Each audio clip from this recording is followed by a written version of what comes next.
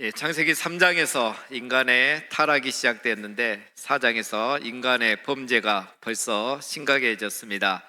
가인은 동생 아벨을 죽였는데 라멕은 어린 소년을 죽이고 오히려 자신의 죄를 정당화하고 합리화하기까지 했습니다. 4장까지 보면 인류에게 희망이 없어 보입니다. 그러나 5장에서 다시 희망이 보이기 시작합니다. 4장은 가인과 가인의 후손을 소개했는데 5장에서는 셋과 또 셋의 후손을 소개하고 있습니다. 이것은 다행히 아담의 계보가 끝나지 않았다는 것을 말해줍니다. 이것은 아담의 계보를 적은 책이니라. 5장은 바로 아담의 계보 또 그의 아들 셋의 계보를 기록하고 있습니다. 아담부터 노아까지 10대를 이렇게 자세히 소개해주고 있습니다. 특이한 것은 이 아담의 계보에는 가인의 후손은 제외되어 있다는 것입니다. 가인의 후손들은 지난주에 살펴본 것처럼 많은 문명을 발전시켰지만 여호와 이름을 부르지 않았습니다. 하나님이 아무리 은혜를 베풀어 주시고 또 용서를 하여 주었지만 가인의 후손들은 여호와의 이름을 부르지 않았기 때문에 아담의 계보에 들어갈 수가 없었던 것입니다. 그렇습니다, 여러분. 여호와의 이름을 부르지 않으면, 예수의 이름을 부르지 않으면 거기에는 구원이 없는 것입니다. 이것이 바로 우리의 가정이 성을 쌓는 가인의 가문이 아니라 제단을 쌓는 셋의 가문을 이어가야 한다는 중요한 이유가 되는 것입니다. 하나님은 가인의 가문이 아니라 셋의 가문을 통해서 인류를 구원하는 역사를 이루어가기 시작하십니다. 그런데 5장을 보면 셋의 가문에는 가인의 가문처럼 특별한 이야기가 나오지가 않습니다. 아담은 130세에 자기의 모양 곧 자기의 형상과 같은 아들을 낳아 이름을 셋이라 하였고, 아담은 셋을 낳은 후 800년을 지내며 자녀들을 낳았으며 그는 930세를 살고 죽었더라. 그러니까 아담이 130세에 아들을 낳고 그 다음에 800년을 지내며 930세에 죽었다라는 거예요. 낳고 지내며 죽었다. 이것이 아담의 생애 전부인 것입니다. 그럼 그의 아들 셋은 어떨까요? 셋은 105세에 에노스를 낳고 에노스를 낳은 후 807년을 지내며 자녀들을 낳았으며 그는 912세를 살고 죽었더라. 아담부터 그의 10대 손까지 이런 이야기가 계속 반복됩니다. 모두가 다 아담의 후손들은 낳고 지내며 죽었더라. 이것이 전부입니다. 가인의 후손처럼 어떤 업적에 대한 이야기가 전혀 나오지 않습니다. 그런데 여러분, 여기에 인생의 비밀이 있습니다. 사람이 이것 세 가지만 잘해도 인생을 잘 사는 것입니다. 낳고 지내며 죽었더라. 이것은 인생의 삼중주라고 할 수 있습니다. 여러분, 바이올린 한 대로 독주를 해도 너무 아름답지만 현악 삼중주라면 훨씬 더 아름다운 소리를 들을 수 있습니다. 인생도 그렇습니다. 낳고 지내며 죽었더라. 우리는 잘 지내고 잘 사는 것만 생각합니다. 그렇지 않습니다. 인생은 낳고 지내며 죽는 것입니다. 이 세 가지를 함께 연주를 잘해야 그 인생이 바로 멋진 인생, 행복한 인생, 그리고 하나님이 기억하시는 인생이 되는 것입니다. 여러분, 오늘은 우리가 이 아담의 계보를 통해서 인생의 삼중주, 낳고 지내며 죽었더라를 함께 살펴보겠습니다. 먼저 우리 인생은 낳는 것임을 우리는 기억해야 하겠습니다. 창세기 5장은 보면 누가 누구를 낳고 누가 누구를 낳고 이야기가 계속 반복됩니다. 여기서 낳는다는 것은 여러분 단순히 자녀 출산만을 의미하는 것은 아닙니다.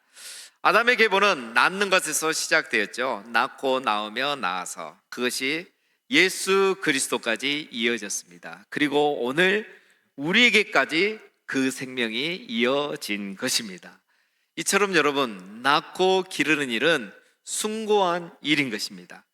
개인의 일생은 유한하지만 낳고 기름을 통해서 하나님의 뜻은 대를 이어서 이루어져 가고 있었던 것입니다. 그리고 하나님의 계획은 이처럼 대를 이어서 성취되어 가고 있었던 것입니다. 아담의 계보가 바로 그것을 보여주고 있습니다. 하나님의 뜻은 낳고 기름을 통해서 이루어져 가고 있는 것입니다. 여러분, 우리가 자녀를 낳고 기르는 일이 지나가는 일 같고 사라지는 일 같고 고생만 하고 끝나는 것 같지만 그것이 아닙니다. 하나님은 우리의 가정을 통해서, 우리의 낳고 기름을 통해서 하나님의 뜻을 계속 이루어 가고 계신다는 사실입니다. 그러니 첫 번째, 낳고 기르는 일을 숭고한 일로 여겨야 하는 것입니다. 낳고 기르는 일을 영광스러운 일로 우리가 여겨야 하는 것입니다. 그래서 여러분, 요즘 가정마다 사정이 다 다르겠지만 가능하면 낳는 일에 적극적이셔야 됩니다. 우리 특별히 2030 우리 부부들, 한 자녀보다는 두 자녀를 낳고 두 자녀보다는 세 자녀를 낳으면 좋습니다. 세 자녀는 우리 교회에서 금반지 세 돈 반을 줍니다. 지금도 늦지 않았습니다. 요즘 자녀를 원해도 이렇게 마음대로 되지 않는 가정들이 있는데, 하나님이 허락하시는 가정들은 감사함으로 낳으시면 좋겠습니다. 두 번째, 자녀를 볼 때마다 우리는 자녀를 통해 하나님의 뜻이 대를 이어 이루어져 가고 있다는 것을 기억해야 하는 것입니다. 여러분, 아브라함을 향한 하나님의 뜻이 아브라함 생애만 딱 잘라서 보면 아무런 의미가 없습니다. 이해가 되지 않습니다. 그런데 이삭과 야곱과 요셉의 생애까지 보니까 하나님께서 아브라함을 향한 계획이 대를 이어서 이루어져 가고 있다는 걸 우리가 선명하게 보고 또 이루어져 가는 것을 알게 되는 겁니다. 여러분, 내 자녀를 볼 때마다 우리의 가정을 향한 하나님의 뜻이 이루어져 가고 있다는 것, 그런 관점으로 우리의 자녀를 바라봐야 하는 겁니다. 우리 다음 세대들을 볼 때마다 우리 교회를 향한 하나님의 계획이, 또 우리 가정과 교회를 향한 하나님의 계획들이 이루어져 가고 있다는 그런 관점으로 우리 다음 세대들을 바라봐야 하는 것입니다. 따라서 세 번째, 낳고 기름을 통해 우리 자녀들에게, 다음 세대들에게 신앙의 바른 전승이 이루어지도록 힘써야 하는 것입니다. 신앙의 바른 전승을 통해서 우리 믿음의 가정이 세워지는 것이 우리의 사명이고, 신앙의 바른 교육을 통해 믿음의 교회가 바로 세워지는 것이 우리의 사명인 것입니다. 낳고 기르고 가르치고 교육하면서 세세 가문을 계속 이어가는 것이 우리 주 예수님이 오시는 그날까지 우리가 해야 될 사명인 것입니다. 성을 쌓아주지는 않아도 제단을 쌓으면서 여호와의 이름을 함께 부르면서 믿음의 가정, 믿음의 교회를 세워가는 것, 그것이 어떤 역사를 이루고 하나님의 뜻과 계획과 어떤 상관이 있는지는 모르지만 하나님의 그 가정과 교회를 통해서 아버지의 크신 뜻을 이루어가고 있다는 것을 우리가 믿고, 우리도 믿음의 가정, 믿음의 교회를 세워가는 것이 우리의 사명임을 항상 기억하시기를 주님의 이름으로 축원드립니다. 인생의 삼중주 두 번째는 지내며 바로 사는 것입니다. 살아가는 것이죠. 여러분, 아담의 계보에 공통적인 말이 나오는 게 있습니다. 자녀를 낳은 후 몇백 년을 지내며 몇백 년을 살았다는 내용이 나옵니다. 아담은 셋을 낳은 후 800년을 지내며, 셋은 에노스를 낳은 후 807년을 지내며, 에노스는 케난을 낳은 후 815년을 지내며 나옵니다. 우리 가인의 후손과는 다르죠. 가인의 후손들은 문명을 발전시킨 내용들이 소개가 되었는데, 셋의 후손들은 몇백 년을 지내며 몇백 년을 살았다는 것으로만 소개가 되고 끝납니다. 여러분, 이것이 무슨 의미일까요? 지난주에 우리는 살펴봤습니다. 셋이 아들 에노스를 낳고 어떻게 지냈습니까? 그때부터 비로소 여호와의 이름을 불렀다라고 했습니다. 셋의 후손들은 위대한 거창한 업적들은 남기지 못했지만 여호와의 이름을 부르며 여호와의 이름을 예배하며 하나님과 동행하는 삶을 살았던 것입니다. 대표적인 사람이 바로 아담의 7대손 에녹입니다. 에녹은 65세에 무드셀라를 낳고, 무드셀라를 낳은 후 300년을 하나님과 동행하며 자녀들을 낳았으며, 그는 365세를 살았더라. 에녹이 하나님과 동행하더니 하나님이 그를 데려가심으로 세상에 있지 아니하였더라. 여러분, 에녹은 무드셀라를 낳고 300년을 하나님과 동행하며 지냈던 것입니다. 에녹의 삶은 하나님과 동행하는 것, 이것이 전부였던 것입니다. 히브리서에 보면 하나님이 그런 에녹을 기뻐하셨다고 말씀합니다. 믿음으로 에녹은 죽음을 보지 않고 옮겨졌으니 하나님이 그를 옮기심으로 다시 보이지 아니하였느니라.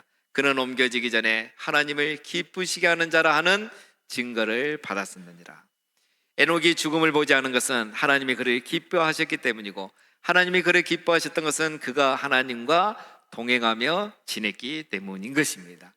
여기서 우리는 중요한 진리를 얻을 수 있습니다. 여러분, 누가 인생을 잘 사는 것입니까? 가인의 후손처럼 성을 쌓고 위대한 업적을 남기는 것입니까? 아닙니다. 셋의 후손처럼 하나님과 동행하는 사람, 특별히 에녹처럼 하나님과 동행하는 삶을 살아가는 것, 하나님과 동행하며 지내는 사람이 인생을 잘 사는 거고 하나님을 기쁘시게 하는 사람인 것입니다. 그럼 동행이란 여러분 무엇일까요? 동행이란 말 그대로 옆에서 함께 걷는 것을 말합니다. 동행은 하나님 옆에서 하나님과 함께 걷는 것입니다. 그래서 이 동행에는 중요한 두 가지 원칙이 있습니다. 방향의 일치와 속도의 일치가 중요합니다. 방향이 맞지 않거나 속도가 맞지 않으면 동행은 불가능합니다. 여러분, 두 사람이 걸어가는데 방향이 다르면 어떻게 동행이 되겠습니까? 갈라지는 거죠. 속도가 다르면 어떻게 동행이 되겠습니까? 떨어지는 거죠. 방향의 일치와 속도의 일치가 중요한 겁니다.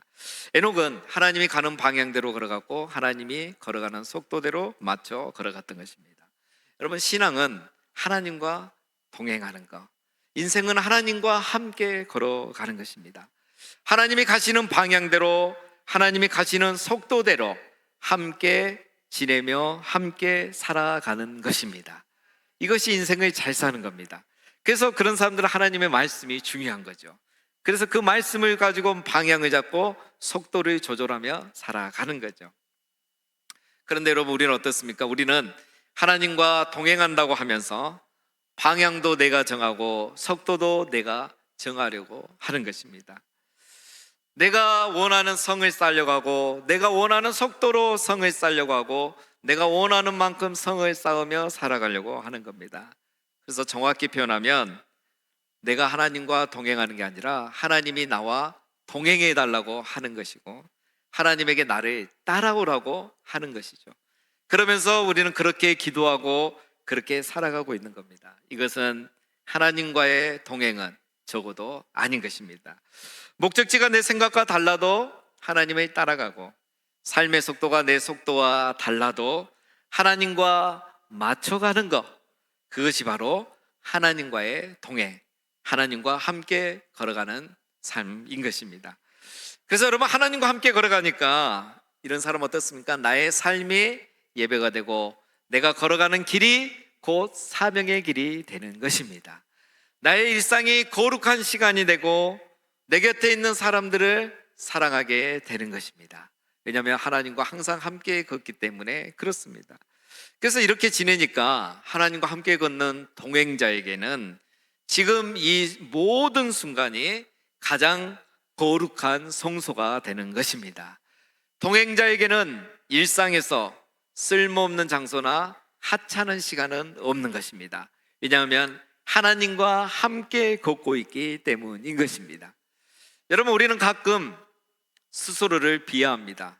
나는 돈이 없어서, 나는 직장이 변변치 않아서, 나는 건강이 좋지 않아서, 나는 나이가 너무 많아서, 그러면서 우리는 지금을, 현재를 무의미하게 여겨버립니다. 그러나 여러분, 그렇지 않습니다. 그 자리에서 그 순간에 우리가 하나님과 함께 걷고 있다면 그곳이 바로 거룩한 성소이고 그곳이 바로 에덴 동산이 되는 것입니다. 일상은 매일 떠나는 성지순례가 되는 것이고 내 삶은 소명의 자리가 되는 것입니다. 기적을 찾아 멀리 떠날 필요가 없습니다. 기적을 찾아 저 산 위에 올라갈 필요가 없습니다. 오늘 내 삶이 바로 그곳이 거룩한 성소이고 에덴 동산인 겁니다.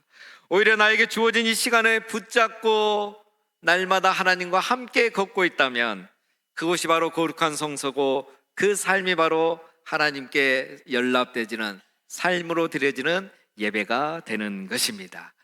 하나님은 이런 사람을 기뻐하십니다. 하나님은 이런 에녹을 데려가셨듯이 이런 사람을 나중에 하나님의 나라로 데려가시는 것입니다. 여러분, 우리는 신앙을 너무 거창하게 생각합니다. 신앙생활을 어떤 특별한 종교 활동으로 착각할 때가 많습니다. 여러분, 진정한 신앙은 거창한 업적을 쌓는 것이 아니라 일상의 삶에서 그냥 밥을 먹고 또 아이들을 키우면서 직장에 출퇴근하면서 그 내 삶의 자리에 하나님을 초대해서 하나님과 함께 걸어가는 것이 진정한 신앙인 것입니다. 오늘 아담의 계보가 그것을 보여주고 있습니다. 모든 아담의 후손들은 그렇게 하나님과 지내며 동행하며 살았던 것입니다. 여러분, 예수님을 십자가에 못 박았던 사람들은 신앙이 없던 사람들이 아니라 유난스럽게 종교 활동만 열심히 했던 사람들입니다. 그들은 하나님과 동행함을 몰랐었죠. 그들은 종교적 활동만 열심히 했습니다. 그러니 하나님의 뜻을 분별하지 못하고 시대를 분별하지 못하고 예수님을 십자가에 못 박게 했던 것입니다. 여러분, 셋의 후손들은 낳고 낳으며 하나님과 동행하며 지냈던 사람들입니다. 하나님은 그런 그들을 기뻐하셨습니다. 그들은 모두가 다 나중에 예수 그리스도의 조상이 되었습니다. 여러분, 우리가 성을 쌓지 않고 제단을 쌓으며 하나님과 동행하며 지낼 때 그것이 사라지는 것 같고 잊혀지는 것 같고 무의미하는 것 같지만 하나님은 그런 삶을 통해서 아버지의 뜻을 이루어가고 계신다는 사실인 것입니다. 그리고 우리가 가정에서 자녀들과 함께 예배하며 하나님과 동행할 때, 교회에서 우리 성도들과 함께 예배하며 하나님과 동행할 때, 직장에서 주어진 일을 성실하게 감당하며 하나님과 동행할 때 하나님은 그런 사람을 기뻐하시는 것입니다. 사람들은 몰라주지만 업적은 남는 것이 없고 기억되는 것이 없는 것 같지만 하나님은 그런 사람을 기억하시고 천국으로 데려가시는 것입니다. 사랑하는 우리 성도님 여러분, 우리가 이 세상 사는 동안에 항상 하나님과 동행하며 지내다가 이후에는 하나님 나라의 데려감을 받는 그런 축복을 누리시는 우리 모두가 되시기를 주님의 이름으로 축원드립니다. 마지막으로 인생의 삼중주 세 번째는 죽었더라입니다. 여러분, 하나님과 동행하면 죽지 않아야 되잖아요. 죽지 않을 걸로 생각했는데 아닙니다. 아담의 계보를 보니까 다 죽었습니다. 셋의 후손들도 다 죽었습니다. 아담도 죽고 그의 아들 셋도 죽었습니다. 아담은 930세를 살고 죽었더라. 셋은 912세를 살고 죽었더라. 에노스는 905세를 살고 죽었더라. 무드셀라는 969세를 살고 죽었더라. 아니, 이게 뭡니까 여러분? 태초의 아담이 죽습니다. 하나님의 생기로 살려는 그 인간인데 그런 아담도 죽었습니다. 무드셀라 969세, 인간 중에 제일 오래 살았는데 그도 결국 죽었습니다. 뭘 말합니까? 결국 모든 인간은 죽는다는 것을 말합니다. 하나님 말씀대로 반드시 죽게 되어 있는 것입니다. 죄를 범한 인간에게 주어진 벌은 죽음입니다. 그래서 모든 인간이 죽는다는 것은 모든 인간은 죄인이라는 것을 증명합니다. 나는 죄인이 아니라고 말하는 사람은 많지만 죽지 않는 사람은 없습니다. 그들은 자기들이 죄인이란 걸 받아들여야 하는 것이죠. 그런데 아직도 받아들이지 않습니다. 여러분, 인간은 늙어서 죽는 게 아닙니다. 인간은 병들어서 죽는 게 아닙니다. 인간은 죄인이기 때문에 죽는 것입니다. 죽음은 하나님이 정하신 질서인 것입니다. 사람은 본래 흙에서 왔죠. 그래서 흙으로 돌아가는 것이 순리입니다. 사람이란 단어 아담은 흙이란 단어 아다마에서 왔죠. 아담은 아다마로 다시 돌아가는 게 하나님이 정하신 순리인 것입니다. 그래서 우리 인간이 알아야 될 것이 있습니다. 우리 인간은 다 죽는다는 것, 그리고 인간은 그 죽음을 기억하고 살아야 한다는 것입니다. 오늘 창세기 5장에 사장과는 다르게 위대한 업적들을 소개하지 않고 모든 인간은 다 죽었다는 이야기만 하고 있습니다. 우리가 기대하는 것과는 반대되는 이야기가 나오는 거죠. 왜 창세기 5장은 인간의 죽음을 이렇게 계속 기록을 해놨을까요? 바로 이 인간은 죽음을 기억해야 하기 때문인 것입니다. 여러분, 에녹이 하나님과 동행을 했다고 했는데 어떻게 에녹은 하나님과 300년을 동행할 수 있었을까요? 사람이 살다 보면 그렇게 못할 때가 있잖아요. 그런데 오늘 말씀을 보니까 에녹은 65세에 무드셀라를 낳고 무드셀라를 낳은 후 300년을 하나님과 동행하였다는 거예요. 무드셀라라는 이름의 뜻은 창을 던지는 자라는 뜻입니다. 창 던지는 사람. 고대 세계에서는 이 창 던지는 사람이 그 대표가 되는 겁니다. 그래서 이 창 던지는 사람이 죽게 되면 그 민족은 멸망하는 거고 그 마을도 멸망하는 겁니다. 나라가 지는 겁니다. 패하는 거죠. 창을 던지는 자가 죽으면 끝나는 겁니다. 에녹은 알았습니다. 어떻게 알았는지는 우리는 모르지만 에녹은 알은 거예요. 자기의 아들 무드셀라가 죽으면 하나님이 이 세상을 심판하고 인류가 멸망할 거란 걸 알았던 거예요. 실제로 무드셀라가 969세에 죽었는데 그때가 노아의 나이 600세 되던 해입니다. 그때에 홍수가 났고 하나님이 이 땅을 홍수로 심판하고 세상 모든 인류는 죽게 되었던 것입니다. 에녹은 무드셀라를 낳은 순간부터 죽음을 기억했던 겁니다. 인류가 심판이 있고 인류는 죽는다는 것을 그는 기억했던 겁니다. 죽음을 생각하니 그는 하루도 빠지지 않고 300년을 하나님과 동행하며 지낼 수 있었던 것입니다. 여러분, 죽음을 기억하는 사람이 오늘 하나님과 동행하는 사람이 되는 겁니다. 마지막을 기억하는 사람이 매일 하나님과 동행하는 삶을 살 수 있습니다. 여러분, 우리말에 끄트머리라는 말이 있습니다. 끝에서 머리를 본다라는 의미입니다. 우리 선조들은 지혜롭습니다. 인생의 끝은 죽음이죠. 죽음, 그 끝에서 오늘을 보면 오늘이 보이고 오늘을 어떻게 살아가야 될지를 알 수 있다는 것입니다. 죽음을 기억하는 자가 여러분 창조주를 만나게 되는 겁니다. 죽음을 기억하지 않는 자는 창조주를 진실되게 대면할 수가 없습니다. 내가 죄인이라는 것을 알지 않는 자가 예수 그리스도를 제대로 만날 수 없는 겁니다. 내가 죽는다는 것을 인정하지 않고 받아들이지 않는 사람은 창조주 하나님, 생명의 근원 되신 하나님을 진실되게 대면할 수 없는 겁니다. 죽음을 기억하는 사람이 창조주 하나님을 만나고 오늘의 삶을 진실되게 살아갈 수 있는 것입니다. 자기의 끝을 아는 자만이 자신을 시작하게 하시는 하나님을 만나게 되는 것입니다. 죽음이라는 절대 한계를 인식할 때 인간은 비로소 교만을 꺾게 되는 것입니다. 유한한 인간이 영원히 살 것처럼 생각하지 않습니다. 연약한 인간이 전능한 것처럼 살지 않습니다. 오히려 인간은 에노스임을 기억하는 겁니다.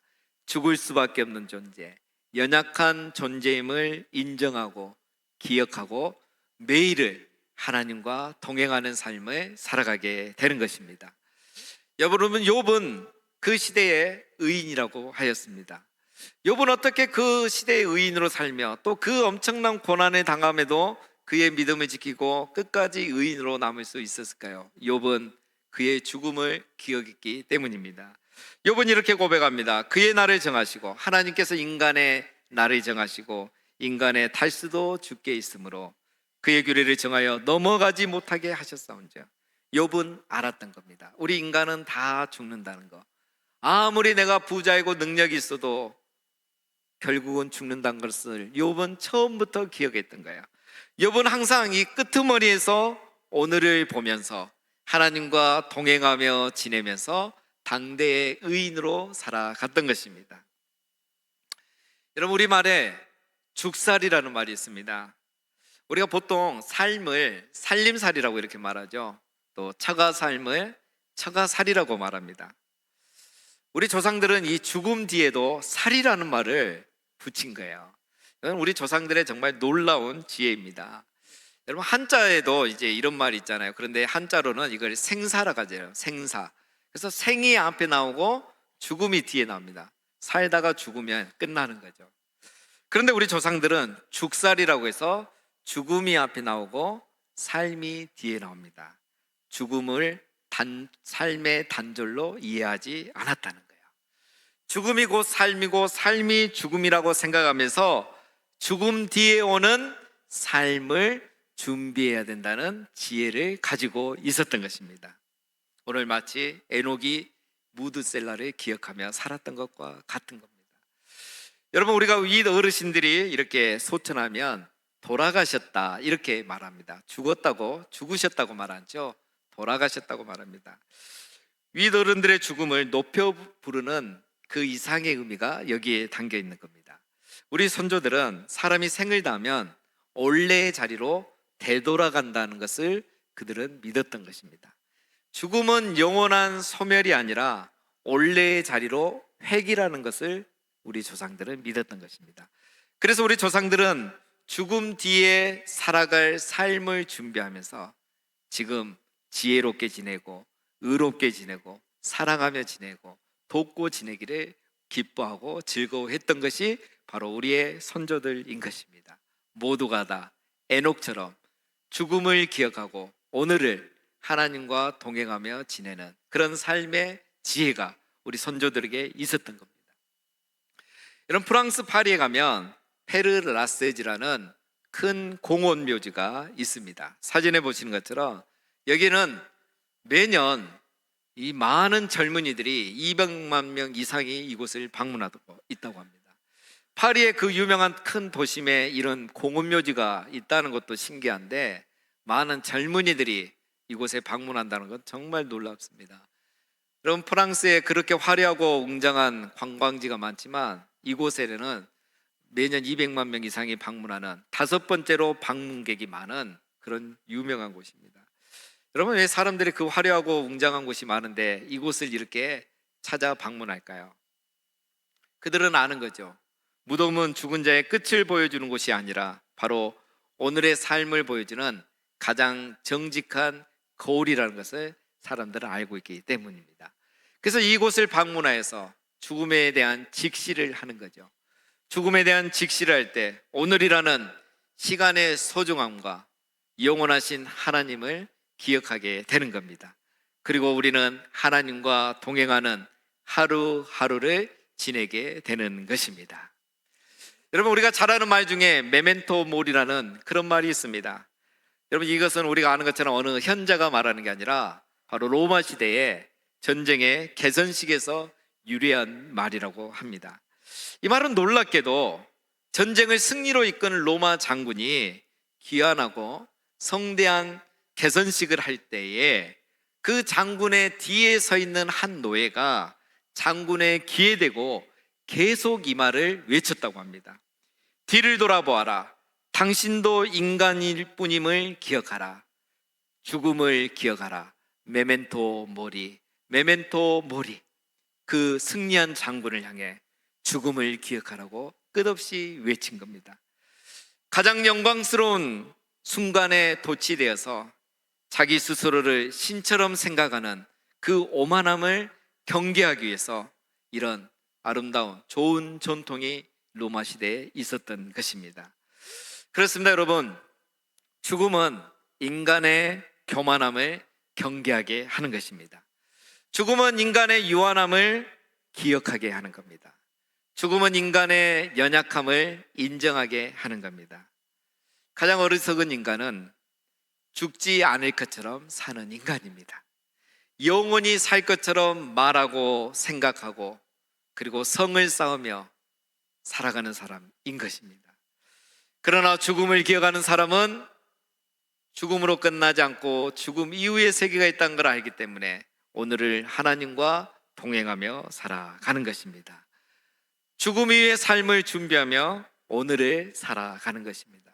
바로 셋의 후손들이 그랬고 특별히 에녹이 300년을 그렇게 살아갔다는 것입니다. 사랑하는 여러분, 우리는 죽살이 인생임을 기억해야 하겠습니다. 죽음이 있다는 것은 죽음 이후의 삶이 있다는 것입니다. 지금 하나님과 동행하면 이후에는 거기서 우리는 영원히 해처럼 밝게 하나님과 함께 지내게 된다는 것입니다. 우리는 죽고 끝나는 것이 아니라 아버지의 집으로 되돌아가는 것입니다. 우리는 비록 죄로 말미암아 죽었지만 우리 같은 죄인을 하나님이 다시 살리시고 큰 죄악에서 건지시고 이제 장차 우리를 본향으로 인도해 가실 것입니다. 사랑하는 여러분, 우리의 인생은 낳고 지내며 죽었더라 임을 기억하시고 사는 날 동안 이 인생의 삼중주를 멋지게 연주하며 지내다가 우리 하나님의 나라로 데려감을 받는 그런 축복을 누리시는 우리 모두가 다 되시기를 주님의 이름으로 축원드립니다.